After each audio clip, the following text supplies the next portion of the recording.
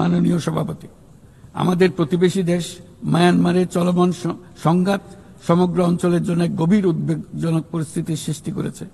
এটি যে শুধু আঞ্চলিক স্থিতিশীলতাকে ঝুঁকিতে ফেলছে তা নয়, বরং বাংলাদেশে আশ্রয়প্রাপ্ত বলপূর্বক বাস্তুচ্যুত রোহিঙ্গাদের তাদের মাতৃভূমি মায়ানমারে প্রত্যাবাসনকেও কঠিন করে তুলেছে। 8 বছর পার হয়ে গেল, রোহিঙ্গা সংকটের কোনো সমাধান হলো না। উপরন্তু বাংলাদেশ প্রতিনিয়তই মায়ানমার থেকে আগত রোহিঙ্গাদের আশ্রয় দিয়েই চলেছে।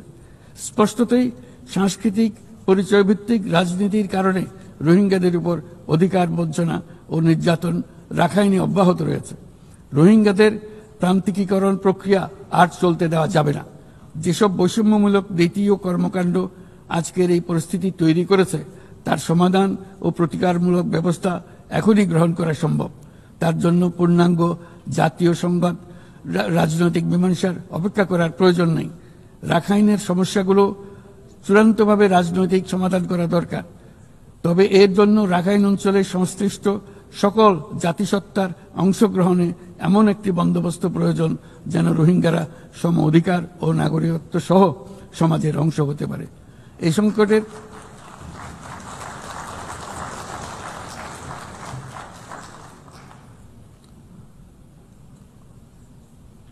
এই সংকটের সবচেয়ে বড় ভুক্তভোগী রোহিঙ্গারা, আর তাদের পরে বৃহত্তম ভুক্তভোগী হলো বাংলাদেশ। তবে আমাদের মনে রাখতে হবে যে রোহিঙ্গা সংকট কোনোভাবেই মায়ানমারের সঙ্গে বাংলাদেশের কোনো দ্বিপাক্ষিক বিষয় নয়, বরং আমরা শুধু একটি দায়িত্বশীল প্রতিবেশী এবং আন্তর্জাতিক সম্প্রদায়ের দায়িত্বশীল সদস্য হিসেবে আমাদের দায়িত্ব পালন করে যাচ্ছি। কিন্তু তহবিল সংকটের কারণে আজকে রোহিঙ্গা ক্যাম্পগুলোতে ন্যূনতম জীবনমান বজায় রাখার আমাদের যৌথ প্রয়াসও ভেঙে পড়ার উপক্রম হয়েছে। বিশ্ব খাদ্য কর্মসূচি তাদের জরুরি সহায়তা কার্যক্রমে মারাত্মক তহবিল ঘাটতির বিষয়ে ইতোমধ্যে সতর্ক করে দিয়েছে আমাদেরকে। অবিলম্বে নতুন তহবিল না এলে মাসিক রেশন অর্ধেকে নামিয়ে এনে মাথাপিছু মাত্র $6 নামিয়ে আনতে বাধ্য হবে, যা রোহিঙ্গাদের অনাহার ও অপুষ্টিতে নিমজ্জিত করবে, যা তাদেরকে আগ্রাসী কোনো পদক্ষেপ নিতে বাধ্য করবে। তহবিলের অতিরিক্ত কাটছাট হলে তা নিঃসন্দেহে সুরক্ষা ও নিরাপত্তা ঝুঁকি বহুগুণ বৃদ্ধি করবে, যা ক্যাম্পের সীমানা ছাড়িয়ে যেতে পারে। তাই আমি বিদ্যমান দাতাদের সাহায্য বাড়াতে এবং সম্ভাব্য নতুন দাতাদের অনুদান প্রদানের আহ্বান জানাচ্ছি, যাতে এই বিপর্যয়কর পরিস্থিতি এড়ানো যায়।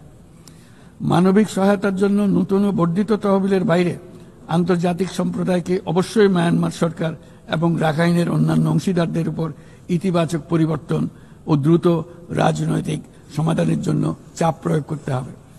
অন্যান্য প্রতিবেশী দেশগুলোকেও তাদের দায়িত্ব পালন করতে হবে।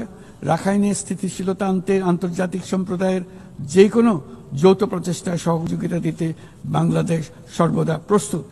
আমরা আশা করি আগামী 30 সেপ্টেম্বরের উচ্চ পর্যায়ের সম্মেলন বিশ্বব্যাপী দৃঢ় সংকল্প তৈরি করবে এবং রোহিঙ্গাদের জন্য বাস্তবসম্মত আন্তর্জাতিক সহায়তা নিশ্চিত করবে, যেখানে তহবিল